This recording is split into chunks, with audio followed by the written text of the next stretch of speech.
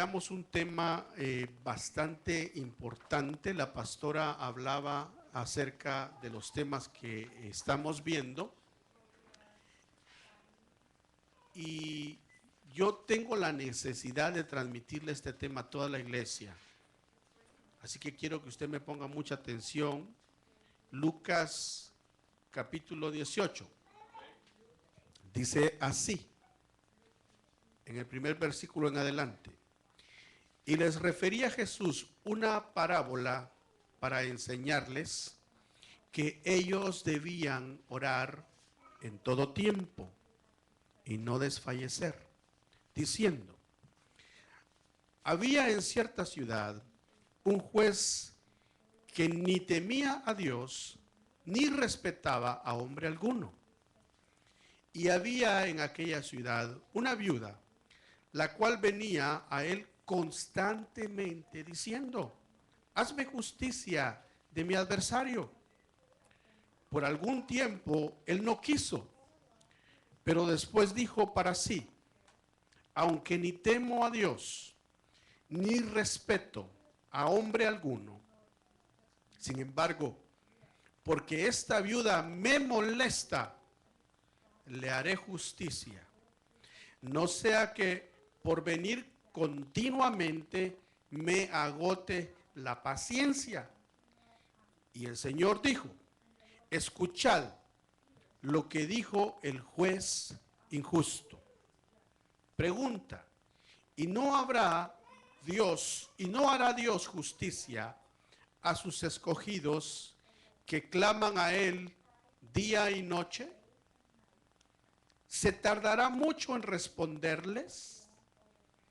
Os digo que pronto les hará justicia. No obstante, dice el Hijo del Hombre, cuando el Hijo del Hombre venga, ¿hallará fe en la tierra? Pregunta. Vamos a quedar hasta ahí, puede sentarse. En la Biblia encontramos acerca de la oración y el Señor en el capítulo 18 nos invita a que oremos constantemente sin desfallecer, o sea que no nos cansemos. Por eso me llamó mucho la atención esta parábola con la cual él se refirió a aquella viuda que necesitaba justicia. Ahora el Señor pone ese ejemplo tan claro de que si los hombres siendo injustos, en este caso este juez, porque se sentía molesto que aquella mujer constantemente llegaba ante él, le hizo justicia por molestia personal, cuánto más nuestro Padre Celestial, que Él es un juez justo. Dice que Él no hace distinción de personas y que Él paga a cada quien como debe de pagarle. La ventaja que nosotros tenemos con el juez justo es que como orábamos al principio, no llegamos delante del trono de Él en nuestro nombre, sino que llegamos en el nombre de Jesús. ¿Y qué dijo el juez justo acerca de Jesús? Cuando él fue bautizado, dijo, he aquí, he ahí, mi Hijo amado, en quien yo tengo contentamiento, en el cual yo tengo alegría. Oídlo a él. Entonces, el que oye la voz del Hijo, agrada al Padre. El que hace lo que el Hijo dice que hagamos, agrada al Padre. Entonces, como Él es un juez justo, no nos va a pagar conforme a nuestros hechos, sino que nos va a pagar conforme a las muchas misericordias que Él tiene, pero nos va a ver a través de Cristo. O sea, va a ver a Cristo en nosotros. ¿Cuántos dicen amén? Entonces, hermano, esta mañana veíamos y dimos un estudio y yo tengo la urgencia de transmitírselo a todos. Este estudio es ¿por qué cosas debo orar? El tema es ¿por qué cosas debo orar. Cuando vemos en la Escritura, vemos al Señor Jesucristo entrando al templo y para sorpresa de él lo que encontró fue vendedores, fue cambistas y fue un negocio. ¿En dónde? En la casa de papá. ¿Y cuál fue la reacción de Cristo? Nosotros vemos en la Biblia cómo el Señor Jesucristo, hermano, tuvo tanta paciencia, tanta gracia con todos los hombres. Pero cuando entró a la casa y vio aquel negocio, dice que lo tomó el celo santo del Padre. Y tomando un látigo, comenzó, hermano, a darle a los cambistas, a golpearlos y a tirar las mesas. Y cuando los fariseos y los del templo le dijeron, ¿pero qué haces? Él contestó y dijo, la casa de mi padre tiene que ser llamada casa de oración, pero ustedes la han convertido en una cueva de ladrones. Ahora, cuando nosotros vemos ese ejemplo, es que el Señor dice, mi casa tiene que ser llamada casa de oración. Ahora, la casa del Señor no es el templo construido con manos de hombres. La Biblia dice que los que somos comprados con la sangre de Cristo, nosotros somos templo y morada del Espíritu Santo. Entonces, ¿a dónde está el templo? ¿Puede levantar su mano? Usted es el templo. En donde estamos es la estructura a donde tiene que morar el templo, pero el templo es usted y yo. Entonces en ese templo debe de haber una oración constante. Pero para orar debemos de aprender por qué cosas debemos de pedir. ¿Cómo debemos de orar? ¿Por qué razón? El Señor dijo, les conviene que yo me vaya para que venga el otro. ¿Quién es el otro? Es el Espíritu Santo. Pero Él lo llamó de una manera el Consolador. Y el Consolador viene para consolarnos y para ayudarnos, para llevarnos a toda verdad. Pero entonces dice la Biblia muy claramente que el Espíritu Santo nos ayuda en nuestra debilidad. El Espíritu Santo dice que Él sabe pedir como conviene. Y el Espíritu Santo nos ayuda en nuestra ignorancia. ¿Cuántos dicen amén? Si no fuese así, ninguno de los que estamos aquí estuviéramos hoy aquí. ¿Por qué estamos aquí? Porque el Espíritu Santo ha rogado, hermano, por nosotros, yo diría millones de veces. Y ha pedido por nosotros al Padre. Dice que Él ora con gemidos indecibles, que no se pueden, palabras que solo el Padre las entiende. Pero nadie más. ¿Pero por qué lo hace? Porque Él quiere llevarnos a la perfección, nos quiere llevar a la estatura del varón perfecto que es Cristo. Y la Biblia dice que Cristo oraba. Dice que en algunas ocasiones Él toda la noche oraba. Toda la noche entera. Entonces Él nos da el ejemplo. Sus discípulos vinieron y le dijeron, Maestro, enséñanos a orar. Pero queremos aprender a orar como tú oras.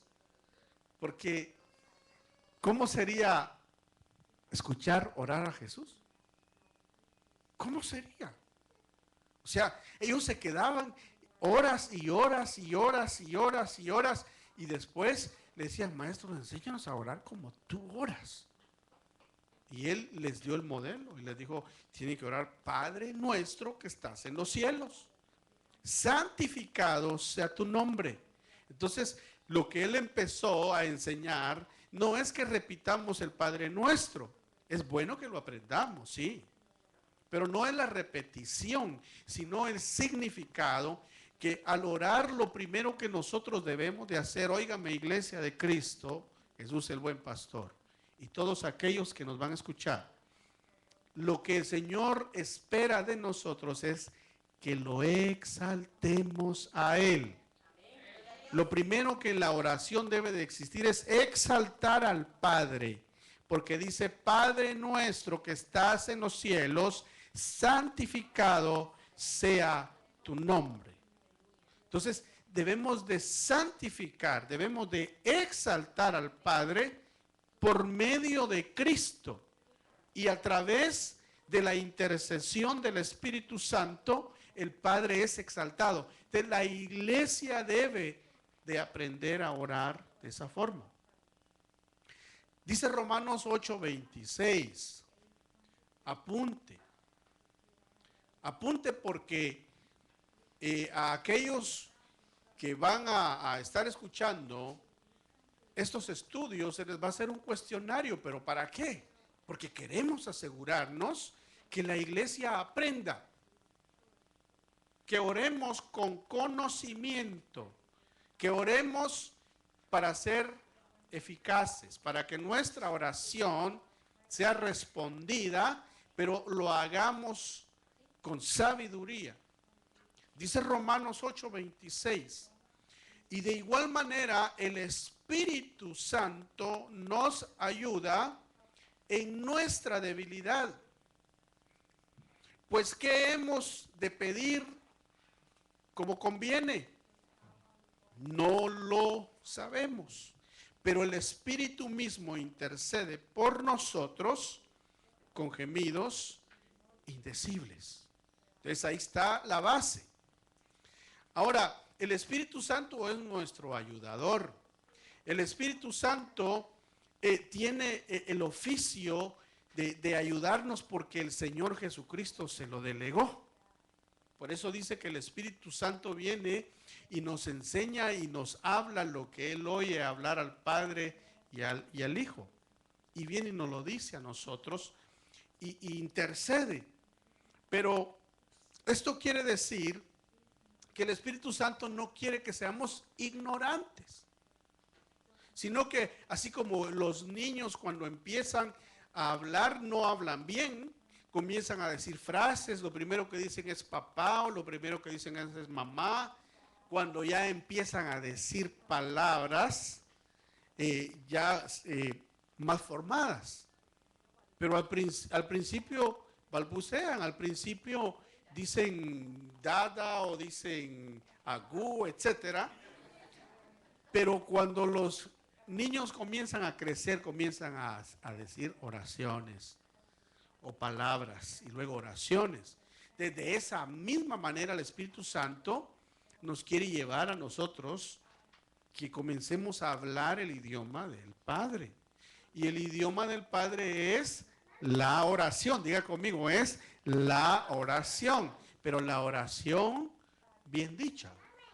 La oración bien formada. Ahora, cuando vemos al Espíritu Santo ayudándonos, Él nos ayuda de muchas formas. El Espíritu Santo tiene un nombre.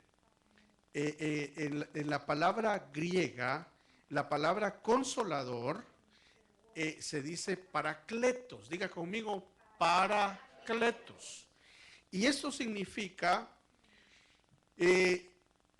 uno llamado al lado, o llamado a asistir, o simplemente un ayudador. Entonces, ¿qué significa paracletos? Significa simplemente, resumiendo, un ayudador. Entonces, el Espíritu Santo es nuestro paracleto. Veamos, ¿cómo nos ayuda el Espíritu Santo cuando estamos creciendo? Y también cuando ya se madura, el Espíritu Santo sigue ayudando de esta misma forma. Fíjense que nos asiste cuando estamos cansados. ¿Cuántos dicen amén? Cuando estamos cansados para orar, ahí es donde entra el ayudador. Y nos auxilia, nos fortalece. El Señor Jesucristo dice que cuando estaba en Getsemaní, estaba bajo una agonía y una angustia que Él dijo, estoy angustiado hasta la muerte. Y dice que Él sudaba como gotas de sangre, pero seguía orando. ¿Cómo? Porque el Espíritu Santo lo estaba ayudando. Si nosotros vemos en el Evangelio, en los Evangelios, cuando el Señor fue bautizado en agua, el Espíritu Santo vino y posó y se quedó en Él. Y fue cuando se anunció la voz del Padre, he ahí mi Hijo amado, en el cual yo tengo contentamiento. Entonces el Espíritu Santo está ahí para auxiliarnos, y así como auxilió a Cristo en todas sus facetas de su vida, el Espíritu Santo está para auxiliarnos a nosotros. Cuando estamos cansados para orar, Él nos va a ayudar. Cuando estamos preocupados, ¿cuántos han estado preocupados aquí? Yo creo que todos, ¿verdad? Cuando estamos preocupados y hay que orar, el Espíritu Santo nos va a ayudar. Y cuando estamos preocupados y andamos en nuestros quehaceres, ¿quién nos ayuda? El Espíritu Santo. Cuando estamos exhaustos o estamos enfermos, porque cuando uno está enfermo, imagínese uno con una gran fiebre, ya no le atina. Usted ha visto cuando alguien tiene fiebre, ya no coordina, cuando tiene una fiebre de aquellas. Pero si es una persona que ora, el Espíritu Santo lo va a asistir. Ahí, en su lecho de enfermedad. El Espíritu Santo va a ayudarlo. Incluso el Espíritu Santo nos asiste cuando estamos inconscientes. ¿Y sabe cuándo estamos inconscientes? Cuando dormimos. Cuando dormimos. ¿No ha soñado usted alguna vez que está orando? Pero usted está dormido. Entonces, ¿cómo es que está dormido y está orando? Porque el Espíritu Santo clama por nosotros. Incluso en algún momento que Dios no lo permita, que a nadie le pasa, pero ha pasado, alguien va y tiene un accidente y quizá da vuelta en el carro o queda en una posición tal vez inconsciente. El Espíritu Santo está ahí para auxiliar. ¿Cuántos dicen amén? Amén. ¿Cuántos creen eso? Amén. Amén, yo lo creo. Veamos, pero hay una cosa que el Espíritu Santo no va a hacer por usted ni por mí. Póngame atención en esto y diga conmigo, hay una cosa que el Espíritu Santo no va a hacer por usted y por mí. Eso lo tenemos que hacer nosotros. Diga conmigo, eso lo tenemos que hacer nosotros. Lo primero que tenemos que hacer es confesar pecados, si hay pecados en la vida. Si hay pecados ocultos, dice la Biblia, dice el apóstol Juan, hijitos, si alguno ha pecado, abogado tenemos para ¿con quién? Con el juez, con el Padre. Y ese abogado se llama Cristo Jesús. Pero óigame esto, el Espíritu Santo dice que Él convence al hombre y a la mujer de pecado. Entonces, cuando alguien ha pecado, lo primero que sucede es que su conciencia le dice, has pecado. Pero aparte de su conciencia, el Espíritu Santo viene y lo convence. ¿Para qué lo convence? Para que la persona se levante y vaya con el abogado, que es Cristo, y confiese sus pecados al abogado. Para que el abogado viene e intercede, ahí entra la oración. El Señor intercede ya por nosotros. ¿Con quién? Con el juez. Entonces, el que no confiesa su pecado, dice la Biblia, no prosperará. Dijo David, fue mi pan, mis lágrimas, de día y de noche, mientras yo escondí mi pecado. ¿Prosperó? No. No, el pecado no permite que la persona prospere espiritualmente. Una persona puede prosperar en lo material, pero eso no es seña de que una persona esté bien. ¿Cuántos billonarios hay que no conocen a Cristo? O sea, la riqueza material no es una señal de que una persona esté bien delante de Dios. La riqueza espiritual es la que se evidencia en la persona teniendo libertad en Dios. Y luego, a consecuencia de eso, el Señor proveerá todas tus necesidades conforme a ¿qué? Sus riquezas en gloria. Entonces el Espíritu Santo no nos ayuda en la oración si tenemos pecados sin confesar. Amén. Entonces ya le expliqué cómo es la dinámica, ¿verdad? ¿Por qué razón? Porque el Señor dice en el Salmo 66, verso 18,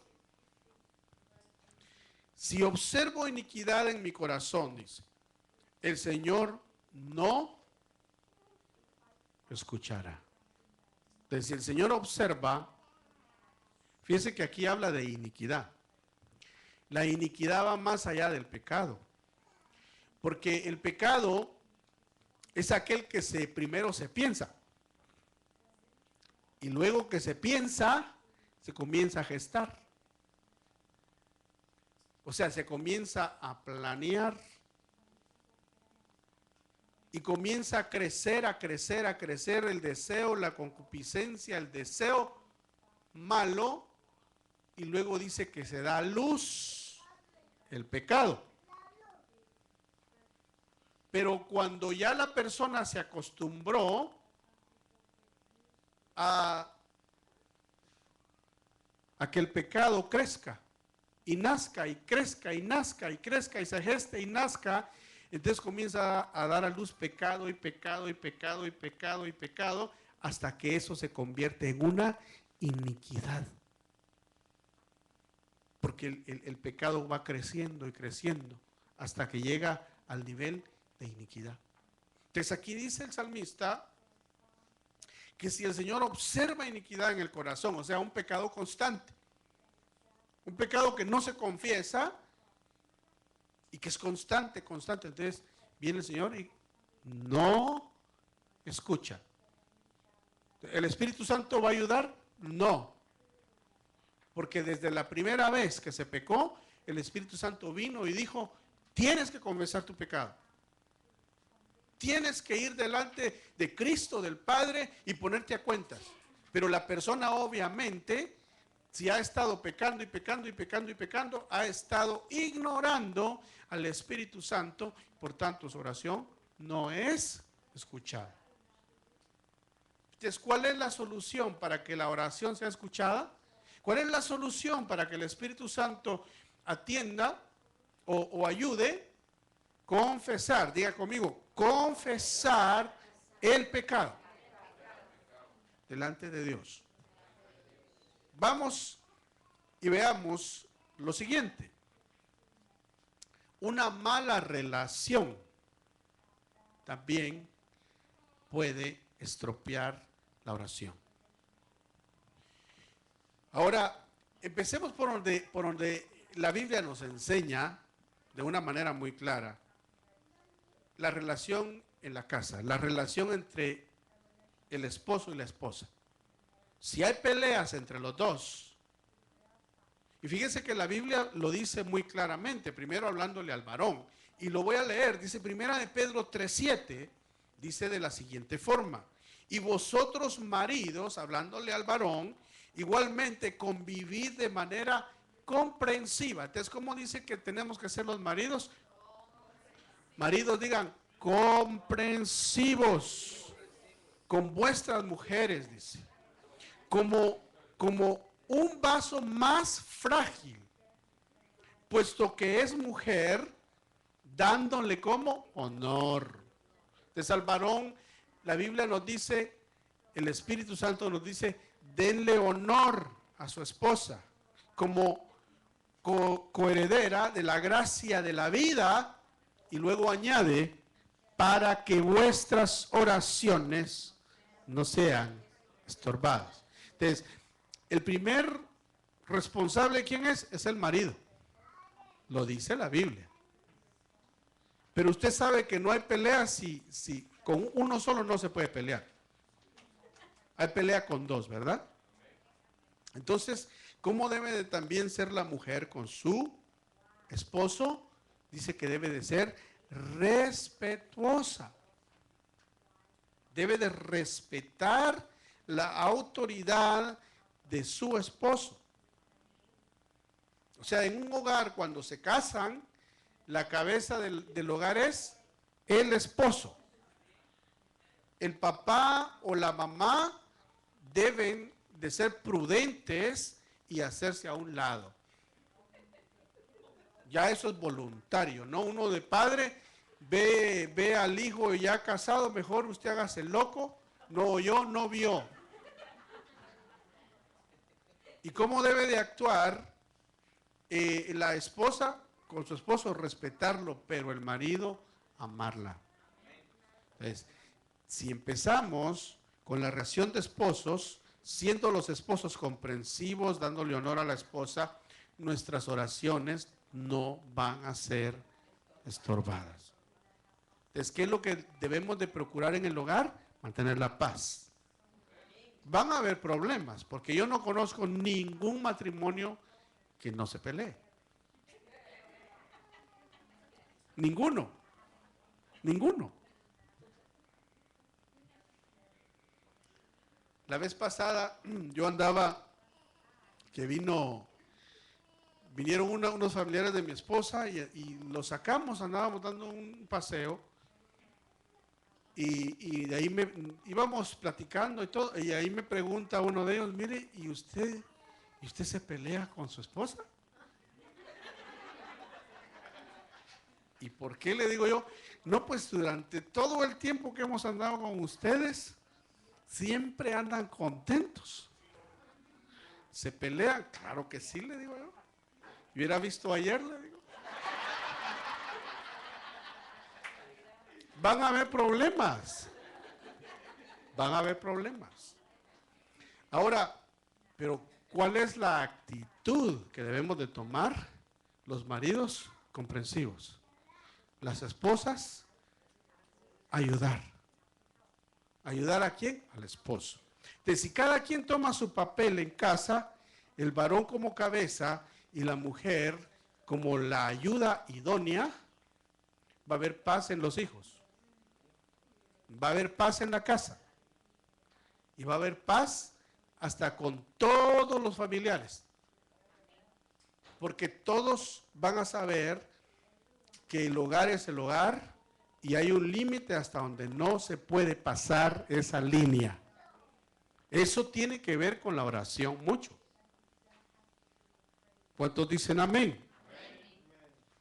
Entonces, tomemos en cuenta eso. Vamos al punto que el Señor dice que Él suplirá todas nuestras necesidades. ¿Cuántos dicen amén? Filipenses 4:19 dice así: y mi Dios proveerá a todas vuestras necesidades conforme a sus riquezas en gloria. ¿En quién? En Cristo Jesús. Entonces, es necesario que entendamos que necesidades no son comodidades. Necesidad es lo que usted y yo tenemos necesidad de vestirnos, tenemos necesidad de comer, tenemos necesidad de un techo. Eso es necesidad. Pero si ya uno dice, Señor, yo tengo necesidad de un techo, y seamos específicos, ¿verdad? Señor, mira, yo tengo 3, 4 hijos, pero está muy cara la renta, yo no gano mucho. O está muy cara las casas y a mí no me alcanza a pagar. Padre, provéeme un lugar a donde yo pueda acomodar a mis hijos. Si me das de 2, 3 cuartos, yo voy a ver cómo los acomodo y vamos a vivir bien. Pero claro, si uno tiene que saber cuánto gana, cuánto puede pagar. Pero si uno viene y dice, Señor, dame una casa, pero por lo menos de 6 cuartos, ¿y cuánto gana? Y si el sueldo no va conforme a la casa, entonces es una comodidad lo que está pidiendo. Uno tiene que pedir conforme lo que uno tiene. ¿Qué le dijo el Señor a Moisés? Cuando Moisés clamaba, Señor, haz algo por nosotros, ¿qué le dijo? ¿Y qué tienes en la mano? Y vio una vara y la usó. Entonces el Señor nos dice a nosotros, ¿qué tienes en la mano? Úsalo, por eso te lo di, para que lo uses. Pero no pretendamos nosotros llamarle a las comodidades necesidades. Porque el apóstol Pablo lo dijo muy claro, que él estaba acostumbrado a comer bien. Y estaba acostumbrado también a aguantar hambre. Oiga lo que dice él. Estoy acostumbrado, dijo Pablo, a andar con gente muy influyente como con gente sencilla. Pero dijo, pero nosotros debemos de conformarnos y tenemos que comer. Y un techo. ¿Y con qué vestirnos? Démosle gracias a Dios. Fíjese que cuando habla de la palabra conformarnos, esa palabra se refiere a adaptarnos. Entiéndase, la palabra conformarse es adaptarse a lo que se tiene. Si usted gana $200,000 y puede pagar una casa de 5,000 al mes, pues cómprela. No hay problema, se está conformando a la medida de lo que usted puede hacer. Por eso la palabra conformar, muchos dicen, es que sos conformista. No, no se trata de eso. Sí, soy conformista de acuerdo a lo que yo puedo. Amén. Entonces, cuando la Biblia dice, mi Dios proveerá a todas vuestras necesidades conforme sus riquezas en gloria, debemos nosotros de pedir conforme la voluntad de Dios. ¿Cuántos dicen amén?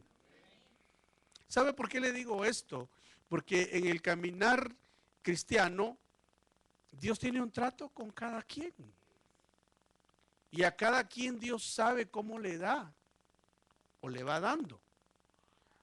Dios quiere bendecirlo grandemente a usted y a mí, pero no va a comenzar a darnos el montón, va a comenzar a darnos a ver cómo reaccionamos. Él nos conoce, Él nos conoce.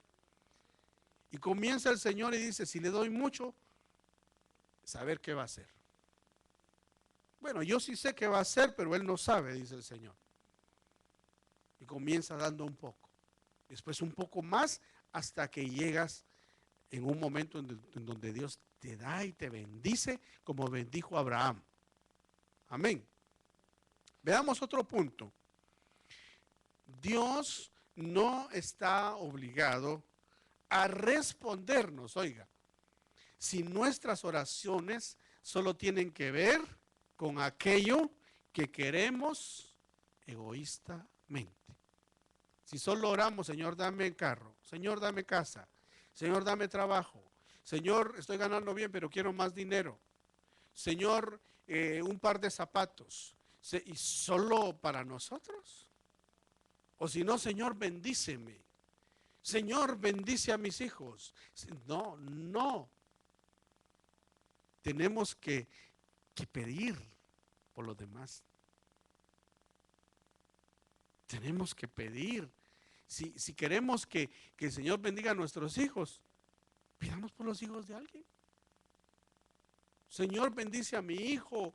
Mira cómo está de rebelde. Sí, y no, ¿por qué no nos podemos saber el hijo de quién estará rebelde? Ah, el hijo de fulano es más rebelde que mi hijo.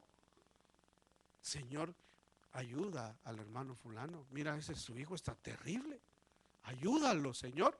Entonces, ¿qué va a hacer el Señor? Va a ayudar a ese hermano y te va a ayudar a ti. Porque el Señor no quiere que seamos egoístas, solo para nosotros, pidamos para los demás.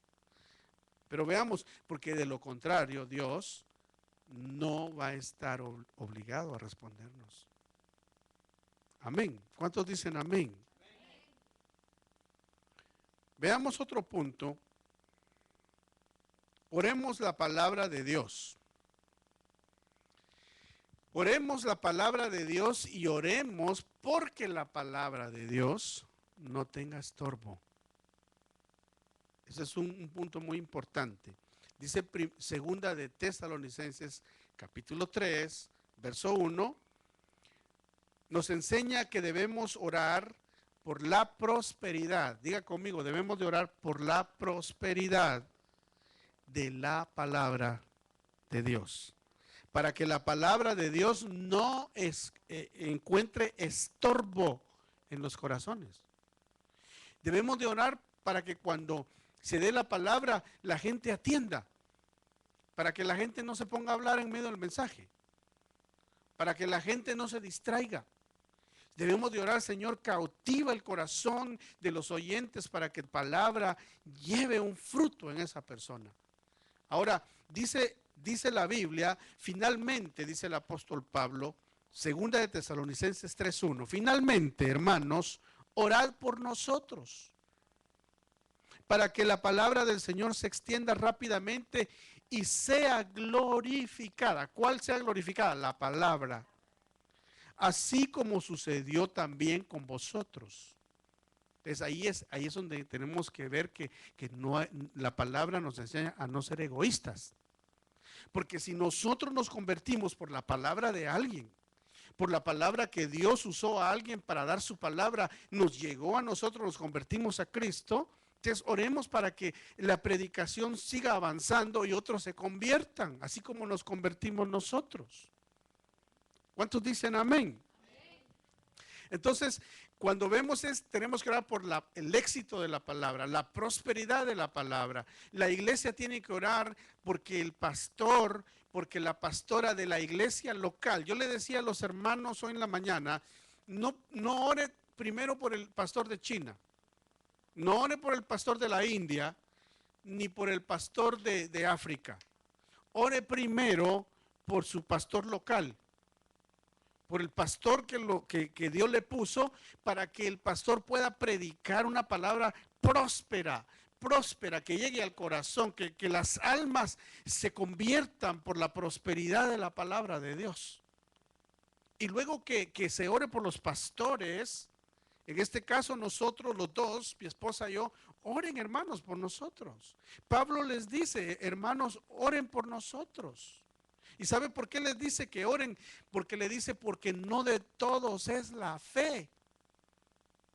Hay hombres malvados, hay hombres malintencionados que se meten al ministerio por razones cualquiera, pero menos por amor a Dios. Y lo que pretenden es sacar un beneficio personal y dañan al pueblo. Porque no de todos es la fe. Por eso dice, pero oren por nosotros para que la palabra prospere. Entonces, iglesia de Cristo, ¿por qué debe de orar? Por la palabra. Ore por el pastor o los pastores para que la palabra tenga éxito. Para que la palabra de Dios sea exaltada, sea glorificada. Entonces, eso es algo muy importante. Porque esto nos enseña que tanto el pastor, los cantores y los músicos, los ujieres, los maestros de niños y todos los que tienen privilegio en la iglesia, no deben de hacerlo por exhibirse. No, nadie debe de pararse aquí a cantar hoy para que vean que yo sí puedo cantar. Para que vean que yo sí puedo tocar. Para que se den cuenta a quién tienen aquí. ¿Verdad?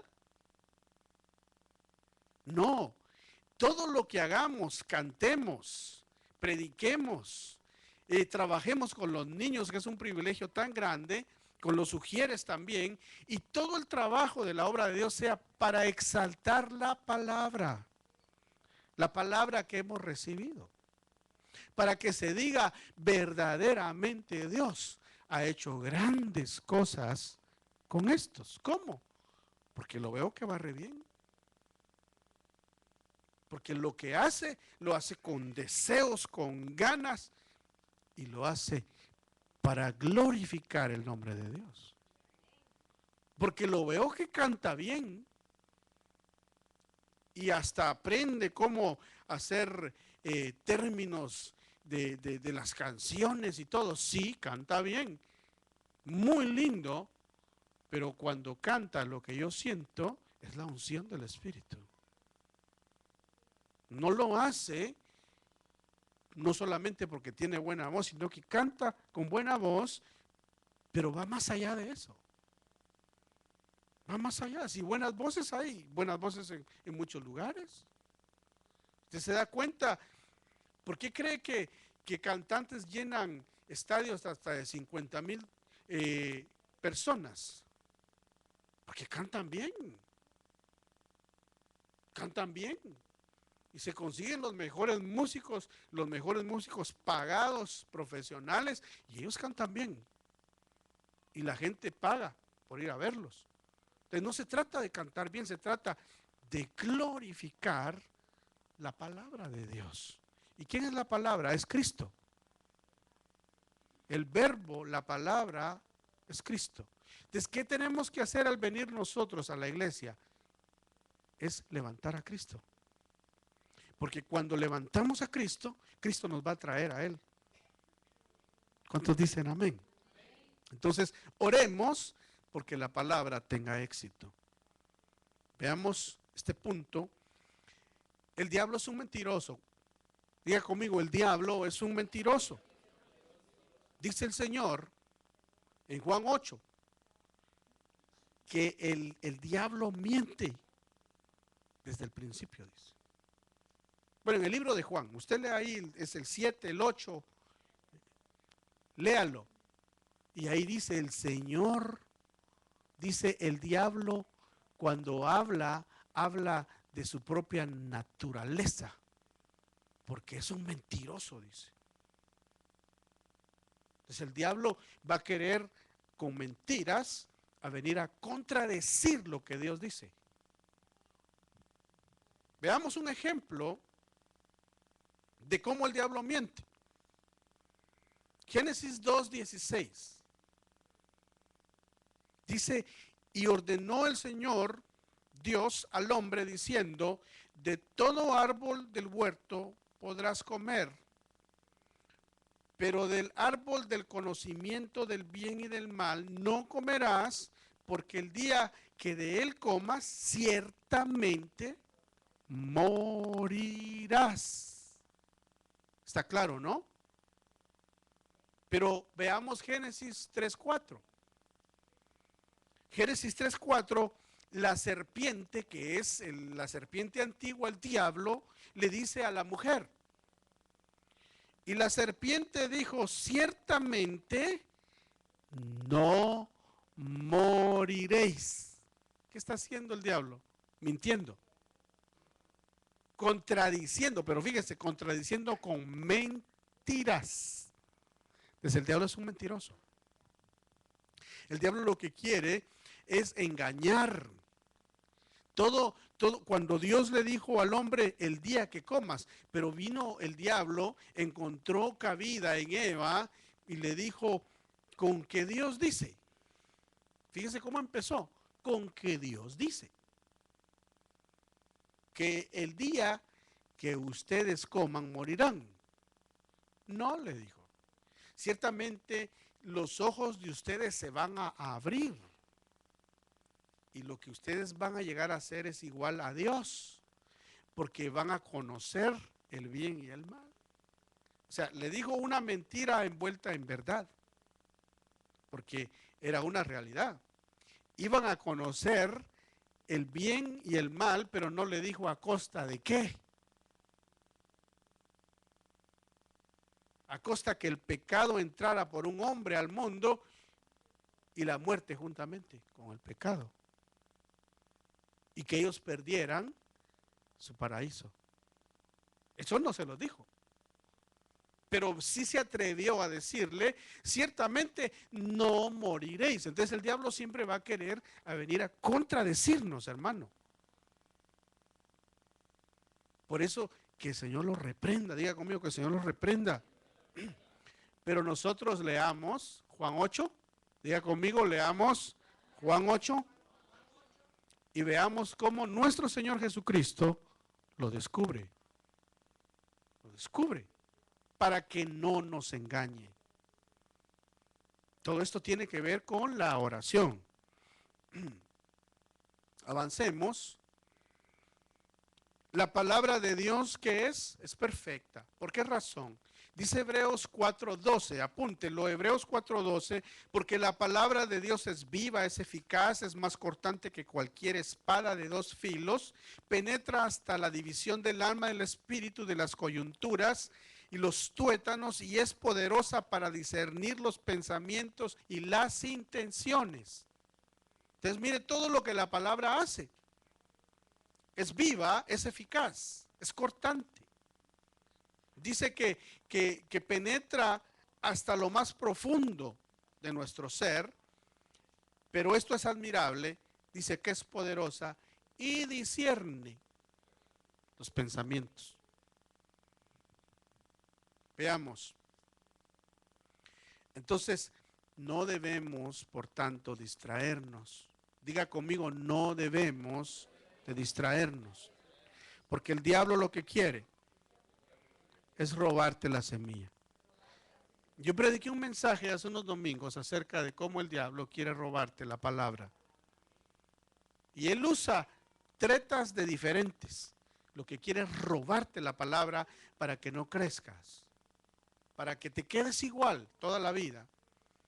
Pero debemos nosotros de ser gente sobria, gente entendida y no ignorante.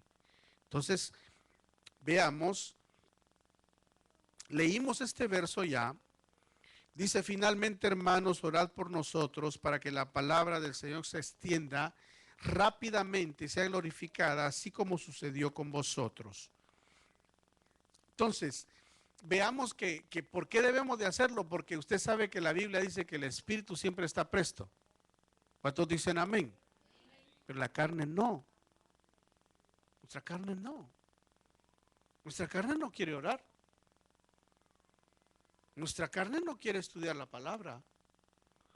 Nuestra carne no quiere trabajar para aprender las cosas de Dios por una sencilla razón.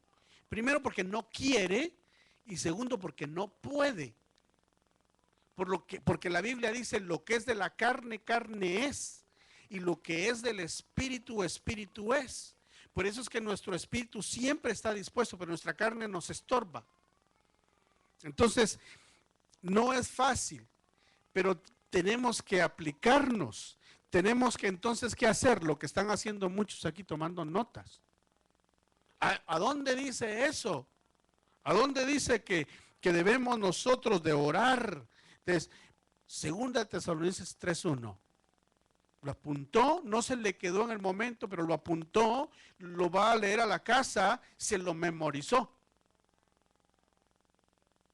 Dice Hebreos 4:12. Ahí está. Entonces dice que la palabra de Dios es eficaz. ¿Y qué va a hacer? Se lo va a aprender. Se lo va a memorizar. ¿Y qué va a pasar? Cuando el enemigo quiera venir a estorbarlo, va a resistirlo con la palabra. Entonces la palabra te va a hacer prosperar. La palabra va a defendernos. Y haciendo esto, apuntando, memorizando, ¿qué es lo que vamos a crear en nuestro corazón? Un depósito. Porque usted se aprendió el verso, se aprendió la palabra, se le va al depósito. Entonces, cuando vaya a orar y el Espíritu Santo venga a ayudarlo, ¿qué va a hacer el Espíritu Santo? Va a entrar a su corazón. Oh, y aquí hay un depósito vasto de palabra. Agarra la palabra al Espíritu Santo y usted comienza a orar palabra, palabra de Dios, palabra de Dios. No oraciones pagas. sino oraciones con la palabra. Entonces, cuando oramos con la palabra, el Señor nos va a responder, porque no estamos orando inventos de nuestra cabeza, no estamos orando conforme se nos ocurrió, sino que estamos orando conforme el Espíritu, y nuestra oración va a ser eficaz. ¿Cuántos dicen amén? Es por eso que nosotros como pastores queremos esforzarnos juntamente con ustedes y aprender juntos a cómo ser eficaces, para que se diga las palabras del Señor: mi casa, casa de oración será llamada. Voy concluyendo. Debemos entonces orar por los ministros. La iglesia de Cristo debe de orar por los ministros, por los pastores. Debe de orar por aquellos que están, que el Señor los puso a trabajar. Debe de orar por los apóstoles, debe de orar por los profetas, debe de orar por los evangelistas, por los pastores y por los maestros, pero en especial por todos. Pero el que lleva, hermano, más responsabilidad que todos son los pastores, porque el evangelista tiene pastor. El evangelista se va de gira y anda por estadios y anda por todos lados predicando, pero tiene una iglesia donde llega, tiene un pastor. Y el apóstol, el que es enviado, sale también, pero llega a la iglesia y tiene que tener un pastor. Igualmente el maestro le da el tiempo al pastor para que enseñe, y enseña lindo, pero no él es el que lleva el ministerio. O sea que debemos de orar por los ministros, por todos, pero una de las mejores cosas que el pueblo puede hacer por uno de pastor es orar. Señor, guarda a mi pastor. Señor, guárdalo de peligros. Señor, guárdalo que el enemigo no lo vaya a engañar. Señor, y así. Eso es poderoso. El apóstol Pablo, hermano. Imagínense, el perito arquitecto de la iglesia le pedía a los recién convertidos, a los más pequeñitos, a los bebés espirituales, que oraran por él, que era un gigante espiritual. Entonces, uno necesita sus oraciones. Amén. Para que la palabra de Dios prospere. El resumen. El primer punto que tocamos es el Espíritu Santo. ¿Qué hace? Nos ayuda en nuestra debilidad. Eso está en Romanos 8, verso 26. Segundo, tenemos que asegurarnos de confesar nuestros pecados. Salmo 66, 18. ¿Para qué? Para que el Espíritu Santo nos ayude. De lo contrario, no nos va a ayudar. Otra advertencia: los casados, los esposos y las esposas deben de aprender a vivir como en armonía para que las oraciones sean escuchadas. Vamos al otro punto. Recordemos que el diablo se opone a todo lo que Dios dice y es un mentiroso. Eso está en el capítulo 8 de Juan y en el capítulo 2 y 3 de Génesis. Y finalmente, el pedido de oración, ¿cuál debe de ser? La prosperidad, pero la prosperidad de la palabra, para que corra, para que se extienda y para que sea glorificada. Está en 2 de Tesalonicenses 3:1. Y luego dice la Biblia en 1 de Tesalonicenses 5:17, orad sin cesar. ¿Cuántos dicen amén? Si nosotros oramos para que la palabra de Dios prospere, nosotros vamos a ser prosperados. Y cuando le digo prosperados me refiero primero en nuestra alma, nuestro espíritu, pero también en todo lo que usted necesita. Señor, el Señor ya ni le va a tener que pedir a usted, porque Él va a saber de qué tiene necesidad. Y la Biblia dice Buscad primero el reino de Dios y su justicia, y todas las cosas te serán añadidas. El Señor te las va a dar. Y cuando le pidas, Señor, necesito esto. Sí, hijo, ya lo sabía. Ahí está. Pero pidamos por la prosperidad de la palabra. Póngase de pie, vamos a orar y le vamos a dar gracias al Señor.